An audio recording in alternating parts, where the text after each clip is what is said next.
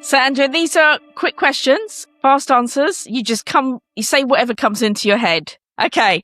Film or digital, what keeps you up at night? In terms of preservation, digital, absolutely. Most misunderstood word in archiving. I think people don't understand. People talk about preservation, restoration, digitization, and it's sort of a blur, and they don't know quite how to deal with it. And I think it makes sense, right? Because it just means it's complicated, right? And there's different paths for different types of materials, but I think that's the idea is that, if you work with a professional, you can make the choice that's best for your material and you don't have to worry about those words so much. Exactly. AI in archives.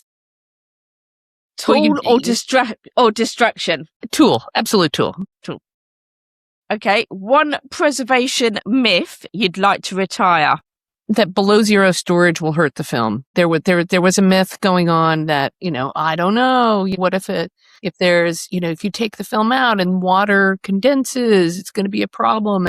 When I was at the BFI, I actually got to test that myth out of extinction, right? We actually did a bunch of real world tests where we took all sorts of films that were not needed anymore, copies of copies, put them in the worst environment and took them out really quickly. And we never saw anything except for a little water on the top of the can. Advocacy or technology, which matters more right now?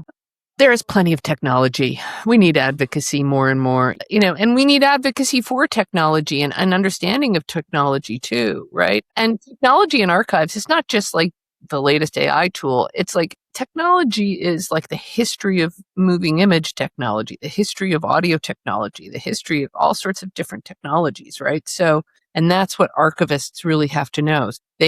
And so they can bring that to their advocacy. So, it's one thing I tell people when I go and teach at, university classes. I'm like, if you're not comfortable speaking in public, if you're not comfortable getting out there and pounding the pavement for your archive and making sure you're making the best case, go find another career, because you have to advocate for your archive to be effective, and that's one of the things that I try to help